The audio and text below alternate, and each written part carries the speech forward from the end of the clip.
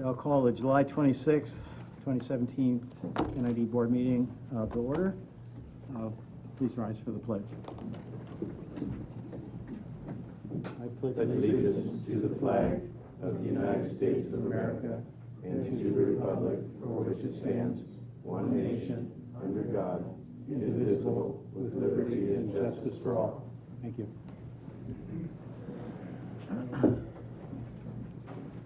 At this point, I'd like to take a public comment on items that are not otherwise on the agenda.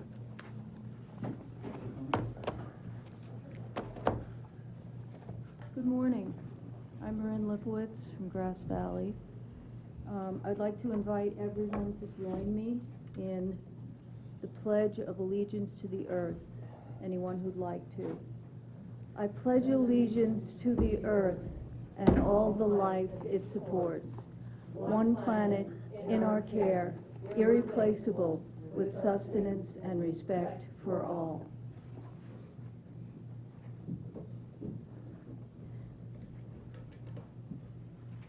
I'd like to comment this morning on the fact that we are rushing headlong into general extinction on this planet, and that our response to that should be responsible management, responsible husbandry, responsible care for the planet, and we don't believe that dams fall into that category. And I'd like to open my comments with a graph. This is the percent survival of large mammal species on the continents that are represented. The black arrow represents the arrival of Homo sapiens on the planet. This is Africa. You can see the species did fairly well, the large mammal species. This is Australia. Introduction of Homo sapiens, not so well. North America, introduction of Homo sapiens, not so well either. Madagascar, I don't know why that was thrown in there. Introduction of Homo sapiens, not so well.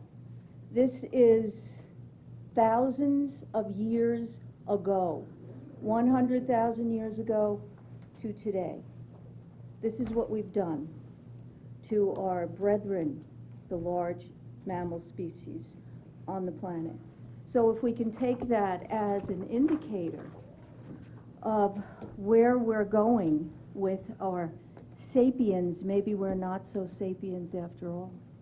Maybe we need more wisdom to blend with our knowledge as a knowledgeable species.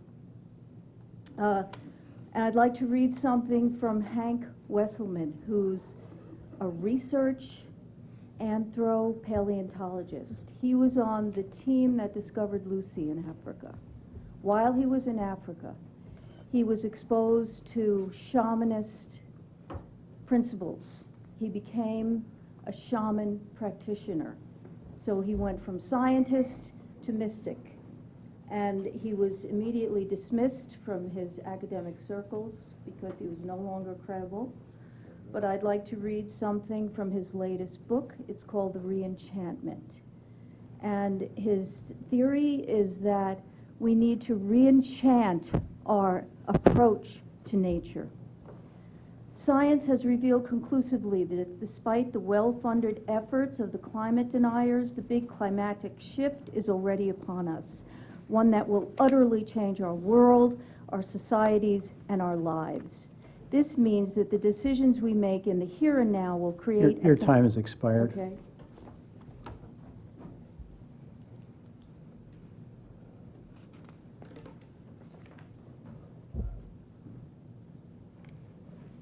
Carmen Mateo, Grass Valley, also Nevada County Green Party Council member. And I am going to continue Marin's efforts in reading this. My great Hawaiian friend, the Kahuna Hale Makua, often observed that the foundation stone for indigenous mind is respect.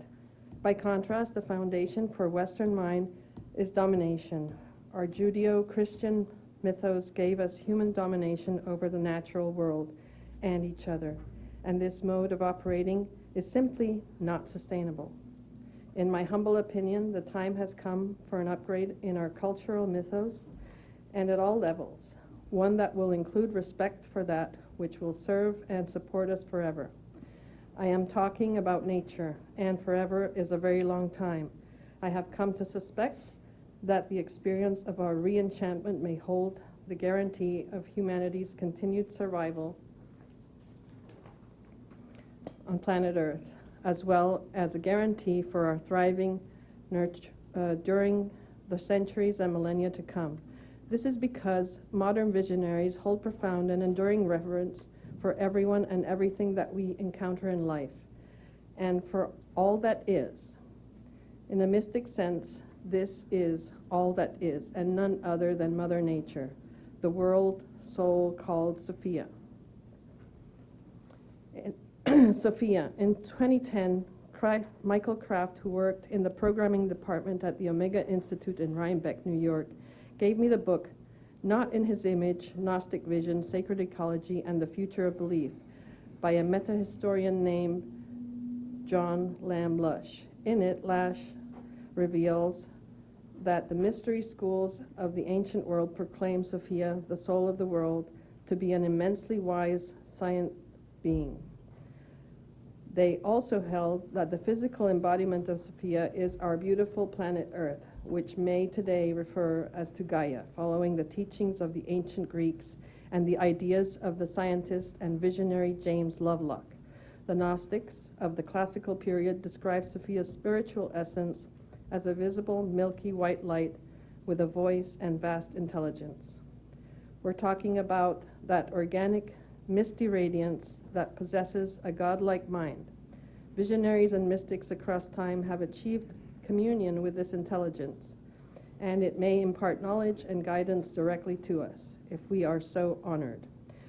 Do you remember the story of the biblical prophet Elijah finding himself in the presence of an angel of the Lord in the 9th century BCE?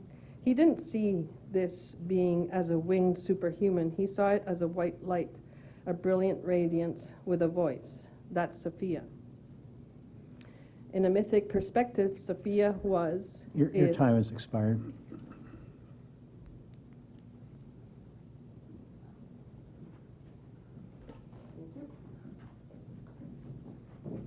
Nicole Ragland, Grass Valley. Good morning.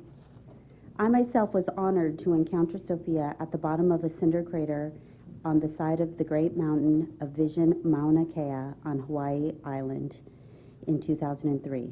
A story I share in the Bowl of Light. It was under the guidance of the Kahuna Hale Makua that she appeared to me in a spirit vision as a mass living white light with a voice. To say I was impressed would be an understatement of vast proportions. I was stunned. Years later, after reading Lash's book, I connected with Lash himself through his website. And our third or fourth email exchange revealed that he had established an ongoing mystical connection with Sophia and that he had given her a new name to which she seemed to respond.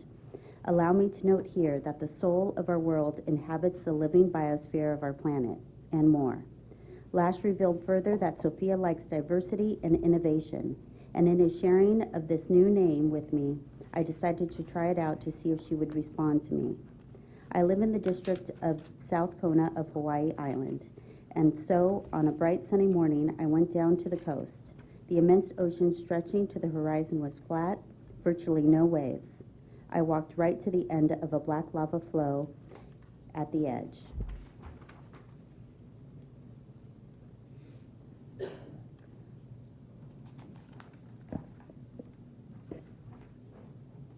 The re-enchantment is full of magic, insight, profound realizations about nature and the spirit of life.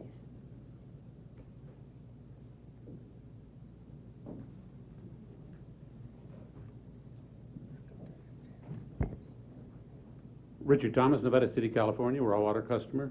When you appear before the Board of Supervisors, there's a timer on the counter in front of you that shows 3 minutes. If it's limited time that you have to speak, it's a service to the speakers. It's a great service to the chair, who is in that very uncomfortable position of having to interrupt a speaker who could be at a very important point in their presentation. having witnessed some of the recent work that J.R. Lewis can accomplish, I have little doubt that he could put together something in about 5 minutes with spare parts that he could find in his office. I know they're available online. I've researched them. There's too many choices for me to deal with. I don't make choices easily, but I'm sure your purchasing department could, for under $100, put something on your desk that would save the chair and the speakers the uncomfortable position of having to have themselves interrupted. Thank you.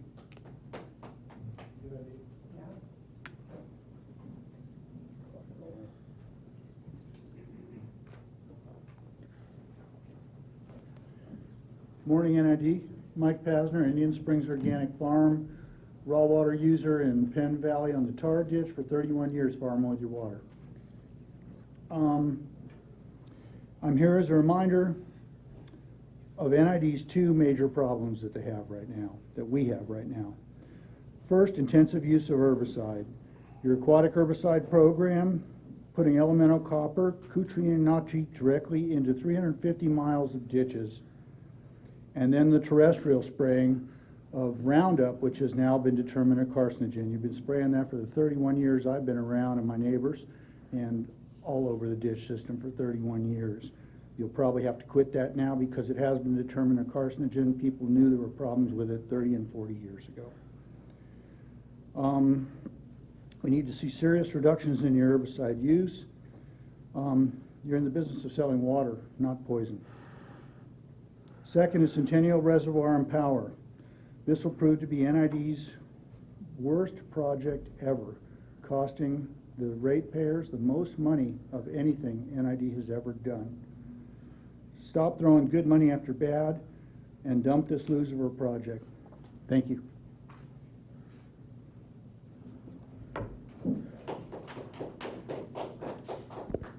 Hi, Diana Suarez, Colfax. I want to follow up what Mike said about stopping this project before you spend so much money on it when it isn't even the preferred project of an EIR or an EIS. You haven't even got a draft EIS, and you're putting millions of dollars in PR and planning for the last resort project. According to the Army Corps of Engineers, the dam is supposed to be the last resort. Where is the information on groundwater storage? Where is the information on the other projects that are supposed to be the alternatives in the EIS? This is what we, the public, want to see, not just a full speed ahead with a dam. It kind of gives the impression that the board is a little biased in the favor of that project. In fact, it's blatantly obvious that a neutral and well-reasoned decision is very questionable coming from a board that is so pro-dam. Thank you.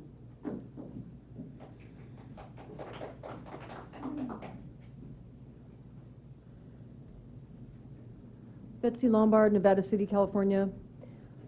I'm against the dam for a lot of reasons, but I want to encourage you to look at it from a spiritual perspective, which you're probably going, oh yeah, right, that again. Mother Nature has all kinds of gifts for us that are right there, right now. If you eradicate those things, it's like buying a new pair of shoes when you really don't need one and you haven't even polished the shoes you already had in your closet. In America, we think that we always need the next thing, more things, a new thing, a different thing. We don't need a new thing. We don't need a different thing. We need to respect what we have in a beautiful, free-flowing, little chunk of river that's left.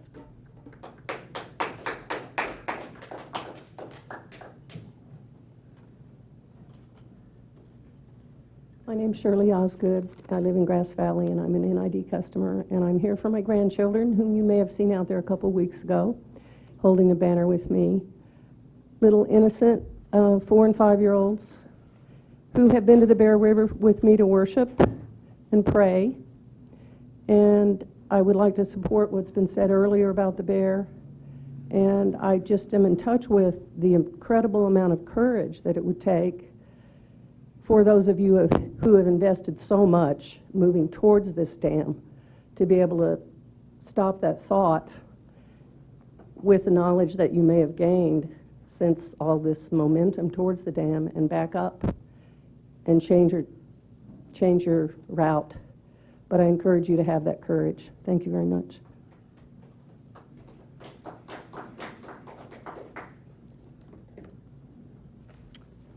Okay. Any other public comment? Then I'd like to move on to the consent agenda, please. I have a request to pull, please, number 3 and number 4 for discussion. Okay. There's a typo on 221 of the minutes, page 221. President Miller did not Thank you very reside much. as chair that day, nor do I live in Spencerville. It's President Wilcox. Thank you, Scott. Thought somebody else might have noticed that, yeah. I noticed it, but you're quite correct. Thank you.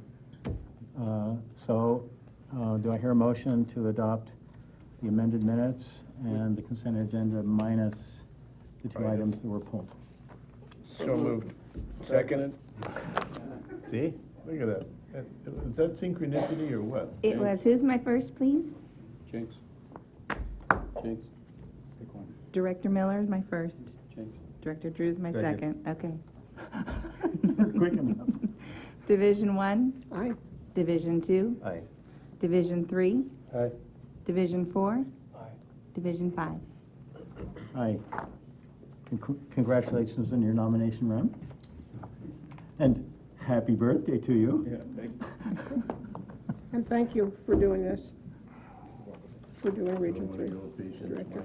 Okay. He's a contractor. Marvin, you're up. Marvin. Maynard? Maynard, yeah, something like that. I warned you. Okay, rather than presenting the item, Nancy, maybe you could just tell us what your concerns are. Well, I would like to ask Marvin, and I spoke to him earlier, to do an overview for number 3, the quarterly investment and short-term cash forecast report, please. Sure. So that we do have an opportunity for discussion. Good morning, board and staff and public. This is the quarterly investment report for the period ending June 30. And the quarterly investment is maintained in accordance with the policy of safety, liquidity, and yield. And the report also indicates that the liquid assets of the district are sufficient to meet short-term obligations. The report itself demonstrates the assets that are invested in. So if you look at the report, you'll see the type of issues within the portfolio, the market value and the gain and the price. These go up and down. You also see the short-term investments in the late fund, Wells Fargo. You also see year-to-date the earnings of the portfolio have been a little bit over $500,000. When you look at the chart, it gives you the combination of long-term versus short-term assets. So when you look at the chart, you can see the big blue line is the long-term. What does that mean, Marvin? Long-term is in accordance with the long-term investments. So if you look at the prior page on page 2 of 5, you see the combination of the long-term investments, about $60.2 million. And you see those combinations are corporate CDs, agency securities, things of this nature. The line also gives you the earnings, and so it goes up or down depending upon whether you're heavily invested in short-term or long-term. And we try to keep as long as we can, provided that we can meet our liquidity. The chart itself gives you the maturity schedule. So you can see the agency is, the district gets heavily invested in 2021. Any huge changes in purchases of things of this nature that are not budgeted will cause that 65% to go down. So if the board was to start funding something that we didn't budget for, or buying something that we didn't budget for, that will continue to push that down. Marvin, how does that affect on call? So investments that are called will shift that as well, correct? Yes. If investments are called, they will shift into short-term, and depending upon the forecasted spending patterns, I might just send them back out long-term. But they could be called. Calls are subject to market rates. So as new issues are issued, new federal issues are issued. If they're issuing at a rate different than the rates we're holding, they may be called, so the federal agency might be trying to save money. Perhaps you could explain the definition of long-term versus short-term, because the long-term ones are ones that are due in 2021. Depending on your view, that could also be short-term. Yes, exactly right. So it's a question of definition. Definition. So what is the definition? Short-term investments are investments that are very liquid, meaning that they can be used within 90 days. So short-term investments are cash that can be converted, or investments that can be converted into cash within 90 days. And long-term or longer term, so in 2018, that's long-term. In 2021, obviously, it's long-term, it's just a little longer. And the farther you go out, the more interest you will earn. Because the more the investor has to pay you a premium for using your money a long time. So, you will earn more the farther you go out. So in other words, another way of saying it is that by keeping a larger chunk of the portfolio on the longer term side, you're maximizing the return for the district. There you and go. Saving money.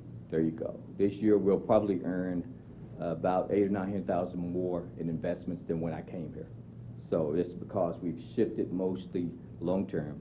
There is a risk to it if Gary's spending gets erratic, but. That's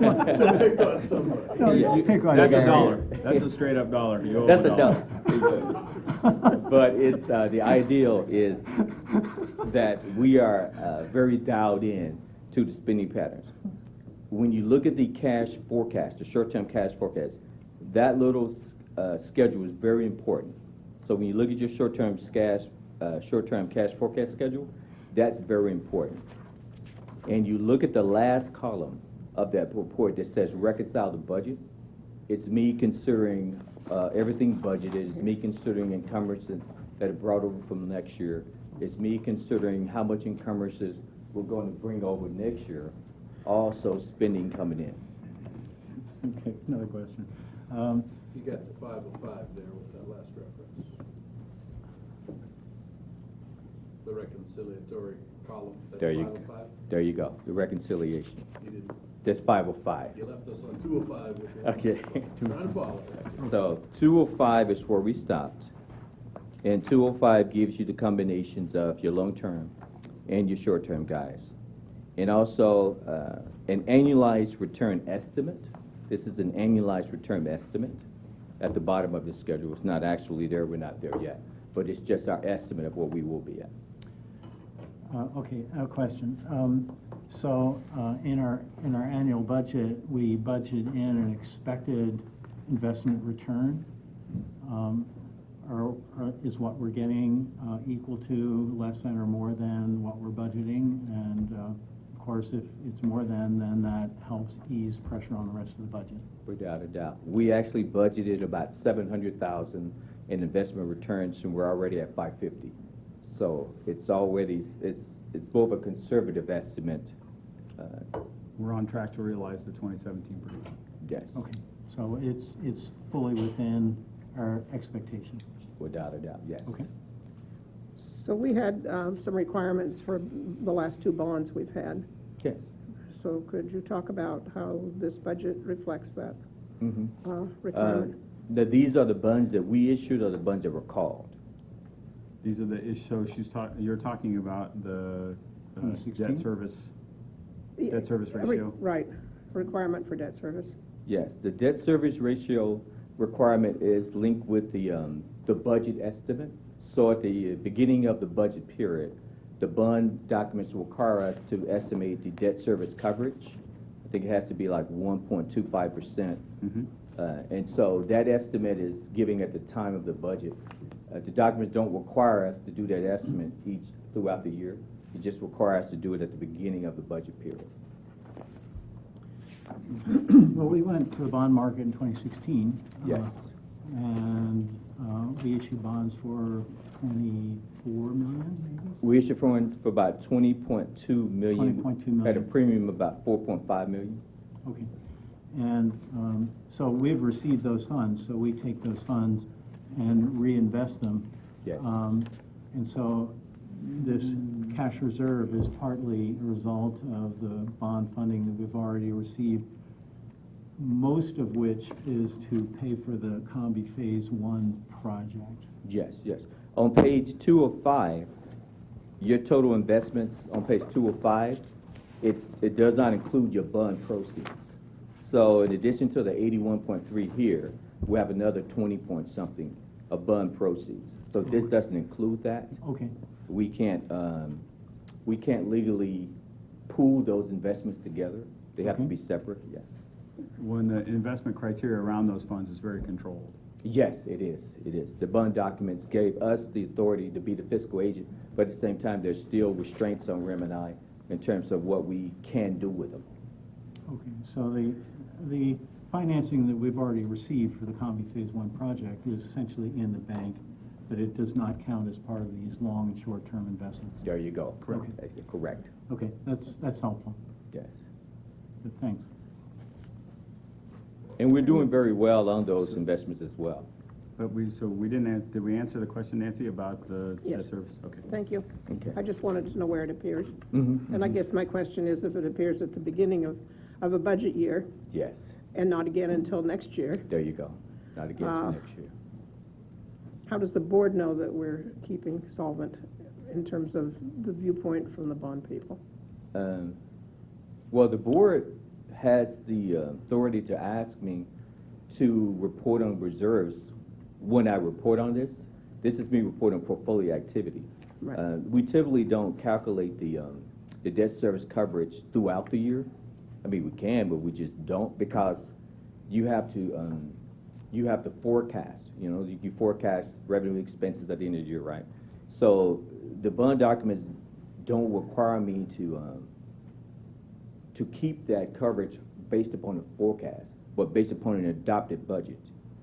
So as long as we stay within the adopted budget, we're staying within the debt service coverage. But we always do a forecast, but just as long as you know it's a forecast. I'm not trying to make work for you, Oh, I'm no, just no. trying to make it understandable. Okay. So if we stay within the budget, and then the accounting, which is the next item on the agenda, is for the budget. Exactly, exactly. Thank you. So on page 4.5 just gives you the schedule for, just shows you the maturity schedule. And these bonds can be called anywhere along this maturity schedule, depending upon how new issues are coming out in the market.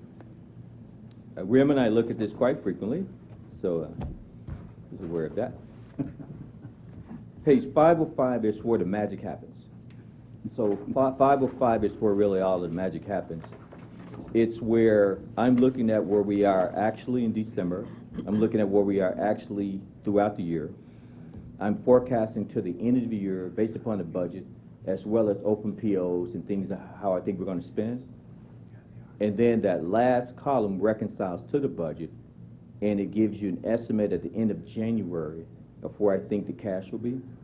So depending upon how low this figure gets, Rem and I have discussed what he's comfortable with in terms of how low it gets. If this liquidity position like 9.5 at the end of January, if there were to be 4.5, it'd probably be too low. And I'd probably 4.5 Rem starts freaking out. I'd probably move some long-term back. But we have high-grade investments. So high-grade investments are investments I can just go and sell if I need to sell them. They're very high-grade investments. So there's a lot of activity happening there, but to make a long story short, we are in a good liquidity position. Okay. So you pulled both items, Nancy? Yes, Okay. please. I have questions for number 5. Oh, a question on this, on number, I'm sorry, 3. that was 3, on 4. Okay, on page 4, okay. Will has a question.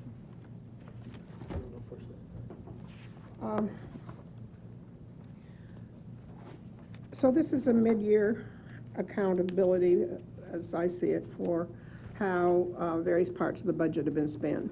And there are places where there are overages in the 90%, they're rare, and even higher than that. And so how are those handled internally? Does the manager of a department get this information so that they can make adjustments in some way, or how is it handled So I can answer internally? that, Nancy. So I've directed the finance manager to make this report available to the managers on the 15th of every month. So the managers then can go through their departments and ensure that their spending patterns are appropriate. I'm reviewing this, Marvin's reviewing this, and the department heads are reviewing it.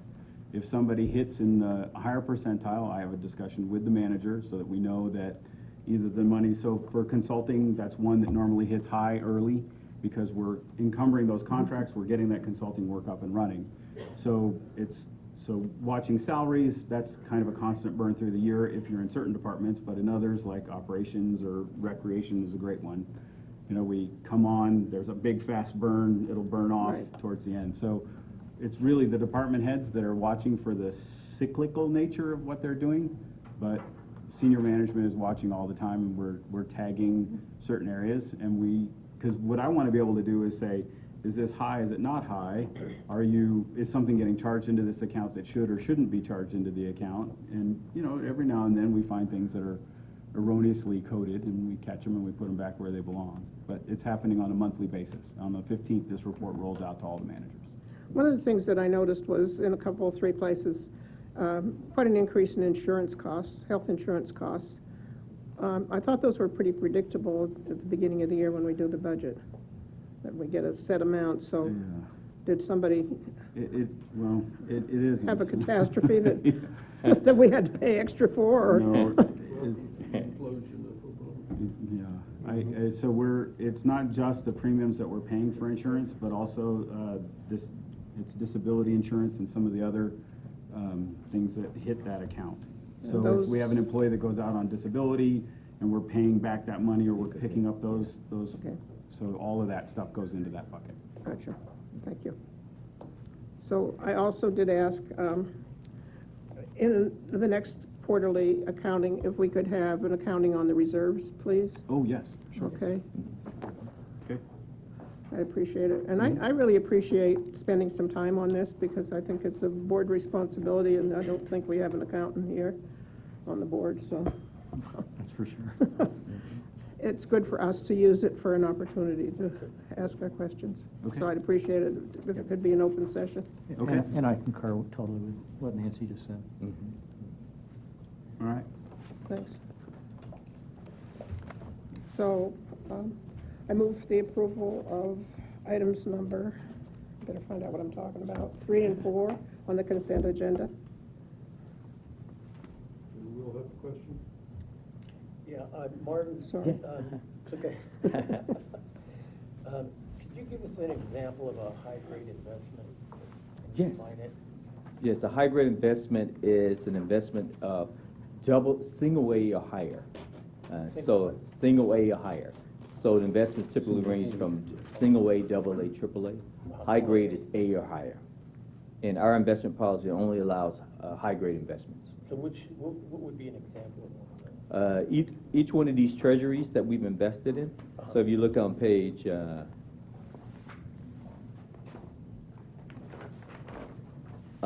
1 of 5 or 2 of 5. So the government obligations, look at that first column, right? Government obligation. Yeah. And just go down to the first one, FFCB, the Federal Foreign Commercial Bank. All of these investments are AA plus or higher. So all your federal government obligations are backed by the full faith and credit of the U.S. government. So they're high grade. So they're fairly liquid and can be Exactly. sold If I need to go sell one, I can sell it tomorrow. Might take a little discount on it. That's what I meant. But yeah, That but I was could my sell next it tomorrow, question. yeah. So whatever this interest rate is, could be discounted.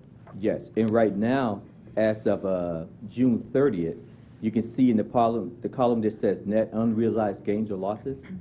That tells you that it would sell at a discount if I was to sold it at June 30th. That would be the discount. But there's a little give and take between the brokers that we use and stuff. So is it traded on a daily market? Yes, they're traded. It's a very active liquid secondary market. So you can sell these government agencies anytime. Sell them with a little discount. The last thing I could point out is that on your last page of your monthly report, where it says budget amendments, so the last page of your monthly report says budget amendments, you can see how that figure is reconciled to the cash forecast. So you see that last figure of 8.4 million. And then when you look at the last page of your cash forecast, you will find that same figure on the right side. So you can see that we're actually reconciling all the budgets and budget minutes to the cash forecast. So there's no disconnection between money that we're carrying over and the forecast of the cash, which is very important. Second, Director Weber's motion. Okay. Roll call, please. Division 1. Aye. Division 2. Aye. Division 3. Aye. Division 4. Aye. Division 5. Aye.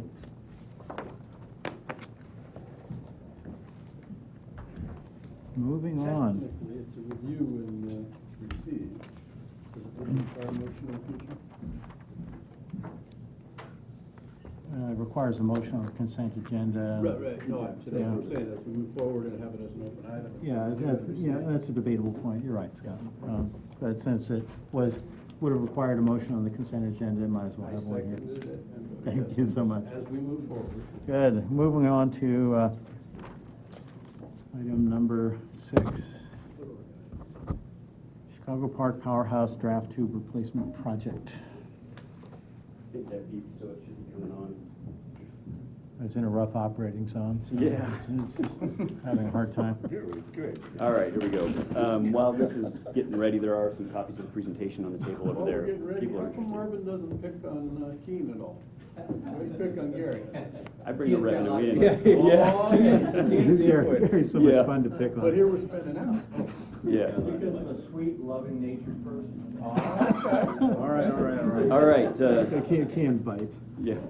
Good morning, staff, directors, staff, and members of the public. My name is Kean Summers. I'm the hydroelectric manager. I'm here today to talk to you about the Chicago Park Draft Tube Replacement Project.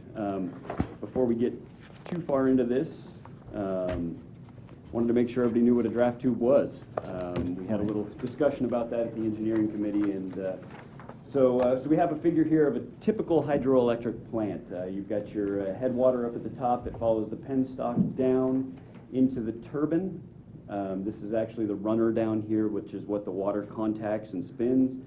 Turns the generator, which generates the power, which puts our renewable carbon-free power out on the lines. I'm sorry, renewable carbon-free? We don't generate any carbon when we're with hydropower, Is there a so. benefit? Stop being so cynical. After, That's the point. And we make electricity 4 times with the same drop of water?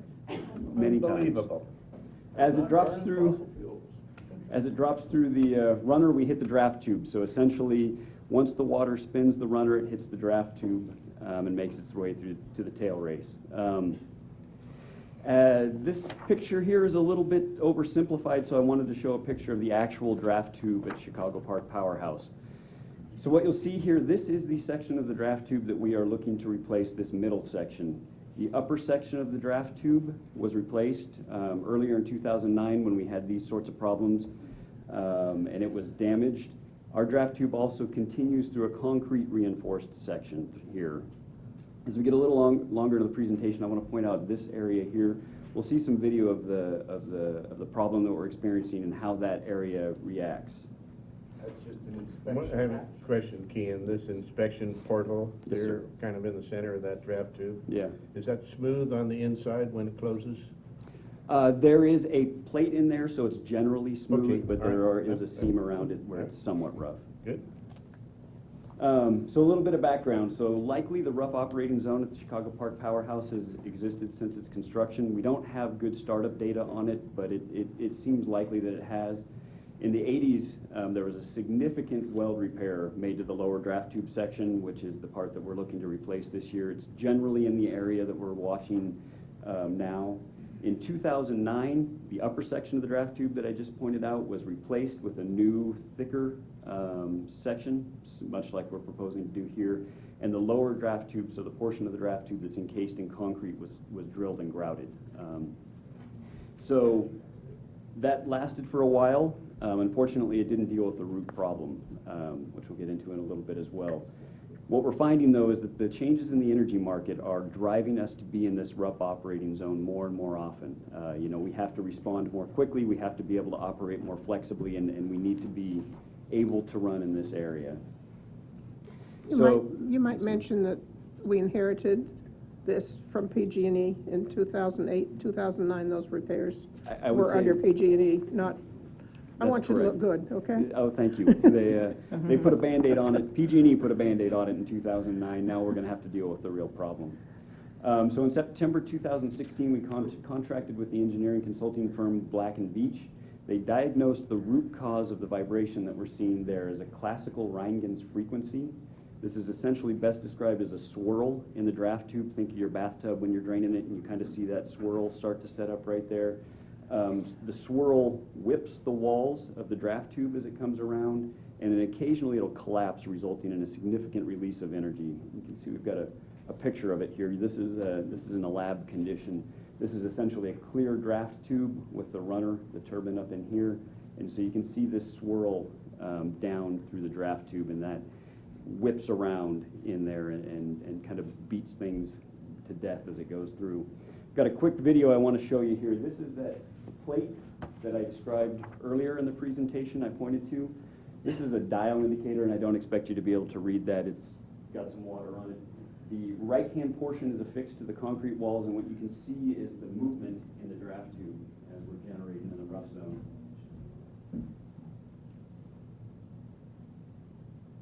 So you can see it bouncing around there. You can see the whole plate moving in and out, and the video pans up to the side here, and you can see the actual sections of the wall moving. It's a bit unnerving to stand there when it's running in a rough zone. So you can see the walls pulse a little bit like a heartbeat. And it sounds like an extraordinarily loud washing machine that's out of balance as it whips around there. So the short-term solution, what are we doing now to avoid this? That video you saw was running in the rough zone. We've currently put a restriction on the ranges of power output that we can operate. So 17 to 23 megawatts we stay away from right now. That's stopping the damage from getting any worse. The long-term solution is obviously to resolve this CRF. We're still studying what that looks like. Yes, sir. 23 megawatts the max, or is this just a frequency range? This is right in the middle of the operating zone. We have a 40 megawatt powerhouse. Yep. So essentially what happens is we'll ramp up to 17 megawatts in whatever increments we need to supply the energy. We will move through this 17 to 23 megawatt range as quickly as we can, and then we can operate more freely outside of that zone. So how high? What's our upper? 40 megawatts. 40? 40, 40. yep. And as I understand it, Kean, there are market forces that are causing us to lose operating time as a result of not being able to operate in that zone. Yes, being able to operate in this zone will allow us to really maximize our generation and really work with the market more favorably. Well, another way of putting this, is this partially a result of changes in the power market that previously these plants were run as baseload plants, and they ran that's fair. Pretty much all the time. Now with more renewable energy coming into the grid, units like these are being taken up and down more frequently. As the intermittent renewables like solar and wind come onto the grid, there have to be backstops that are able to respond. When a cloud comes across the solar farm, the demand doesn't go away, but the generation does. So we have to be able to respond to that by putting more power on the grid. If the wind stops blowing unexpectedly, again, the generation goes away, but the demand does not. So this is the solution that we have to respond to that. So we need to be able to operate in that range to backstop whatever energy is missing. Do PG&E's facilities experience the same thing, or are they permitted to operate more on a base load? Well, they certainly run our units harder than they run their own. I would say it's fair to say. That was a gratuitous comment. Yeah. But they have the ability to. Hydro is one of the few resources that's poised to backstop this market. So they pulse our plants to save their plants. They pulse theirs, but to a lesser extent than ours in a lot of cases. I'll just let it lie there. So we're continuing to study how to best resolve this. Typically, in these sorts of situations, you can apply air to the top of the head cover. That'll help deal with it. You can install some fins in the draft tube to help break up the swirl that happens in there. And then you can also install a draft tube central column hub extension. Essentially, that is below the runner. You can install a tube down there that's designed to break up the swirl that happens in there. It's an effective solution, but it is extreme. The forces in there are extremely high, and it can be a real problem just sticking something in the middle of the flow to try and break it up. So it has to be beefy. It has to be very beefy, and it starts impacting the bearings all the way up through the top of the unit. So it is a solution, but I'm not favorable on that one right now. So the next step is a computational fluid dynamic or a finite element analysis, a computer model of our exact situation, determine how exactly to break up this swirl. In order to respond to the damage that's been done, currently we need to do two things. So first of all, we're going to grout the encased portion of the draft tube again. We will go through during this annual outage that we have coming up and install some more grout. And then what we're here to talk about today specifically is we'll construct a new removable section of the draft tube out of thicker walled steel. It'll be a much more beefy sort of unit. It won't be able to pulse. It'll handle these sorts of flow problems until we can get the swirl resolved. We spoke to 3 manufacturers to get this draft tube, and only one of those responded. This is not a small piece of equipment. It's roughly 8 feet wide by 10 feet long and 5 feet tall, so it is a significant piece of steel. It takes a very specialized shop to be able to build something like this, so we were only able to find one. That's Unico out of Benicia. Yes, sir. U.S. Steel? We didn't talk to them. We went to a couple of the manufacturers down in Benicia and then one locally. There's So a problem on the Bay Bridge where foreign steel failed. So we have specifications that will deal with the steel. I don't know that we've specifically specified U.S. steel, but we've specified that the steel that they use will meet our performance standards. Somehow didn't happen with the bolts on the Bay Bridge or whatever went on there, yeah. Yep. They made a big deal of it being Chinese steel. Yeah. Inferior. So with that, I'd be happy to answer questions, but the staff's recommendation that we approve a contract for a new draft tube section. We purchased it from Unico Mechanical Corporation in the amount of $212,700. We authorize a budget amendment, and we authorize the general manager to execute the appropriate documents as recommended by the engineering committee. Time frame coming up quick this fall? It is very quick. As soon as we let this contract, they'll come in and start doing the measurements that they have to. They'll begin construction of the draft tube. We'll pull it in the August-September timeframe. They'll take it down to their shop, make sure all the bolts line up, make sure everything lines up, and we hope to have it installed by the end of October. So. Beautiful. I think it's worth mentioning that a budget amendment does not put an overall stress on the budget because the budget transfer is coming from a project that is probably not going to go forward in the next year, so there's excess budget in the Loma Rica power project. Move for the approval of the purchase of the new draft tube section as described in the agenda. Second. Is there any public comment on this matter first? Do we not want to include the $450,000 budget transfer in the motion? Do you want that included? As described in the agenda. Okay. Well, it's, in the agenda it's not mentioned. In the staff report it is. It's not. And authorize the general manager to execute the appropriate documents recommended to your committee. As well as the budget amendment. So the amendment number isn't in there, you're correct, Nancy, but it is. It is $450,000 and it is in the staff report. It isn't in the item on the agenda. You're correct. So we're assuming the budget amendment is part of the necessary documents. In reviewing the, on this topic, on a comment the chair just made, there's, in reviewing the policies and procedures of our conduct, and it doesn't say that we can't have the motion in the second. You actually say, well, is it public? If you read through them, which I did. It's fine. It was, yeah, no, it was interesting to read that we stumble on that a lot. And it's somewhat, I mean, you can always take the comment back to the motion, because nobody's voted yet. And that's confirmed by the Which is what we're doing. 5.30 or whatever we were asked to read there.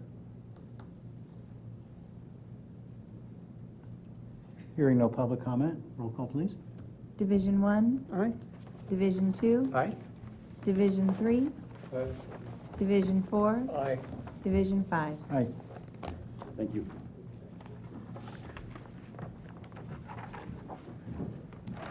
Moving on to item number 7, Mead Canal Encasement Project. Good morning, Board, staff, and audience. I'm Brian Powell, Maintenance Manager for NID. I'm here today to request approval for the purchase of 3,500 feet of 18-inch ductile iron pipe, fittings, and accessories for the Mead Canal Encasement Project in the amount of $169,230.38. This project will encase approximately 3,500 feet of the Mead Canal, which is located just east of the town of Smartsville in Yuba County. This section of canal has been a problem for operations for many years. The southern exposure of the canal and the cattle influence allows for a large production of algae and aquatic weeds in the canal, and which results in a lower quality water source and makes it more difficult to treat. This project will help with the water quality going to the treatment plant, and will help provide a higher quality water going to the residents of Smartsville. NID applied for and was awarded a $422,000 CABI grant that was targeted for disadvantaged communities in the CABI region. And this grant is administered through the Sierra Fund. There is a $300,000 is accounted for in the 2017 engineering budget for this project, of which this purchase will be taken. NID will be reimbursed for this purchase through the CABI grant. So are there any questions? Absolutely necessary. Don't you agree, Fred? Yeah. Disinfection pipe projects. A lot of safety issues involved here. Water quality safety issues. Absolutely. Public comment on this item? I have a question when it's time. Okay. Um, I don't see any public comments, so why don't you go ahead, Nancy? Sorry, I just didn't want to keep my toe out of the door. Who bid for this? What companies? Purchasing department puts out bids to several different supply companies. I believe Corex, it should be in the packet. Is it a maintenance department installed project? It is, yeah. That was not clear to me. Okay. Oh, okay, yeah. No, the maintenance department will take on the whole construction. In fact, engineering did the design, surveying, Okay. and maintenance. So it's in-house? Okay. Yep. I see they have the new Hymax coupler Yes. specified in here. Absolutely. That's a new tool, isn't it? It's a good one. Saves a lot of time and trouble.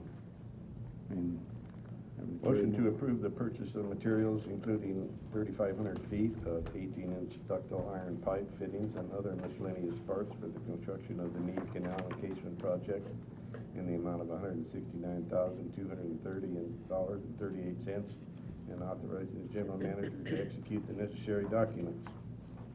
Second. Roll call, please. Division 1, Aye. Division 2, Aye. Division 3, Aye. Division 4, Aye. Division 5. Thank Aye. you, Board. Okay.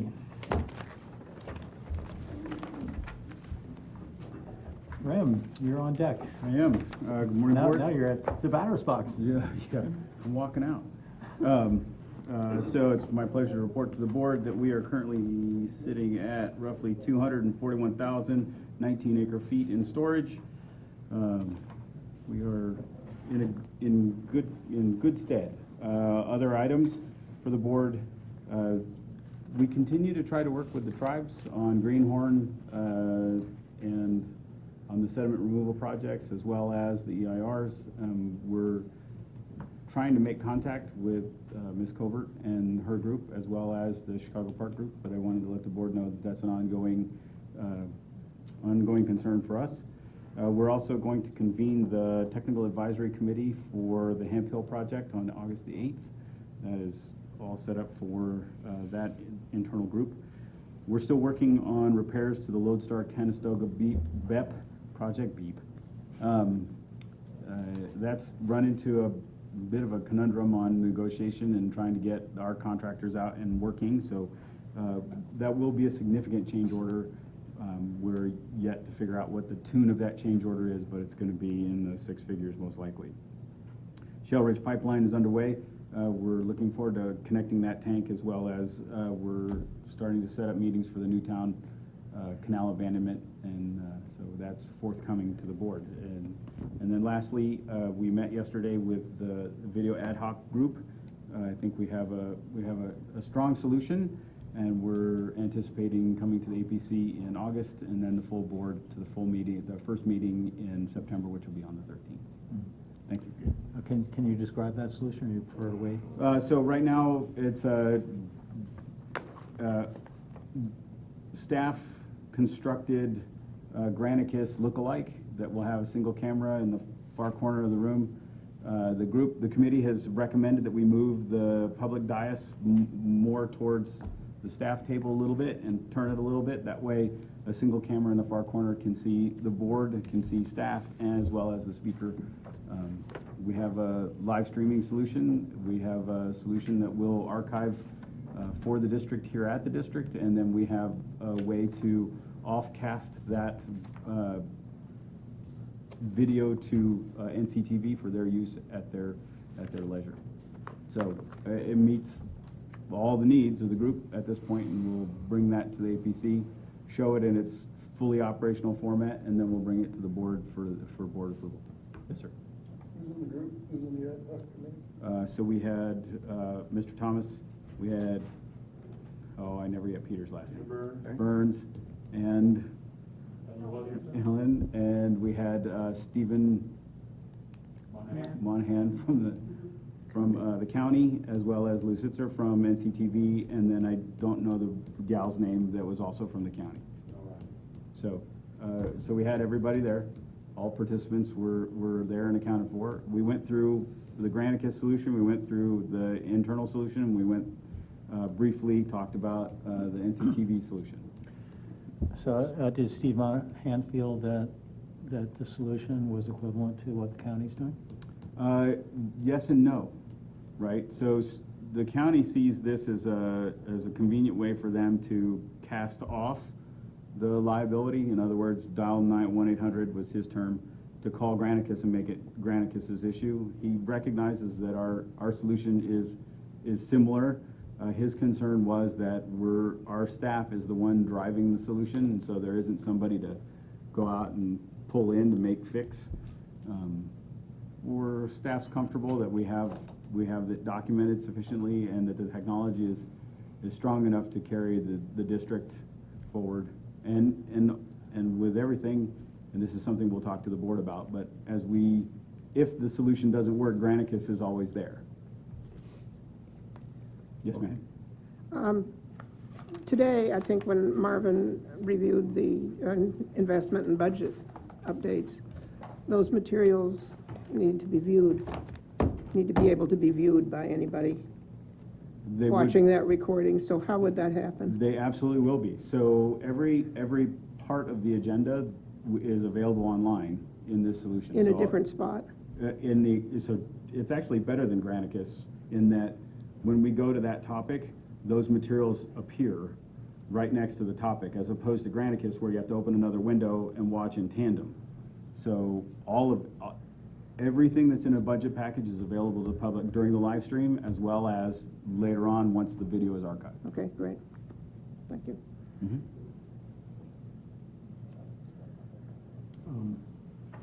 There's no public comment on general matters report. Sorry, Richard. Good try. Okay.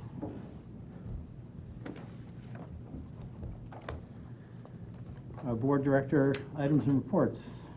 Let's start at Scott's end. Nothing. Nothing. Just want to wish, again, Ram, happy birthday. Happy birthday to you.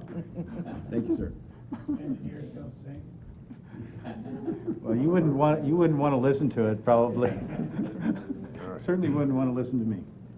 I'm fine. Will? We're all Zippos this We're all time. Zippos. Great. Any public comment on items to be considered in closed session? We have one item. We have item 8. Oh, item 8, yes, Special district SPRMA. Okay. Do we have any suggestions on who to nominate? I think everybody should mark their ballots, turn the ballots in, have the ballots quantified by the board secretary, and produce the result. Okay, I've marked my ballot. Board members, please do that. I didn't hear what John said. So you have a copy of the ballot in your board packet. Mark the 4 that you wish to vote for, turn it in to the board secretary, and she will announce the tally. Here's mine.